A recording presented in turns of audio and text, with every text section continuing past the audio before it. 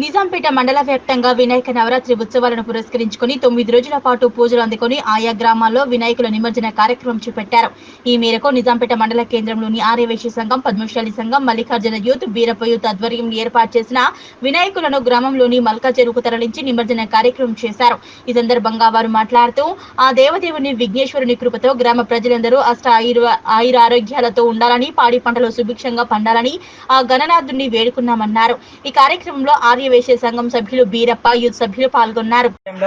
ఈ రోజు 9 రోజులు పూజలు తీసుకున్నటువంటి గణపతి నిమజ్జనం కావడం వల్ల మల్క చెరువులో 9వ రోజున నిమజ్జనం అవుతుంది. కావున మన విలేజ్లో ఉన్నటువంటి గ్రామ పెద్దలు కానీ, పెద్దలు కానీ, చిన్నలు కానీ ఆరోగ్యాలతో, పాడి పంటలతో, గొడ్డు గోతో అందరూ చల్లగా వర్ధిల్లాలని కోరుకుంటూ మన బీరప్ప ఫ్రెండ్స్ తరఫున ఆశీర్వాదాలను తెలుపుతున్నాము.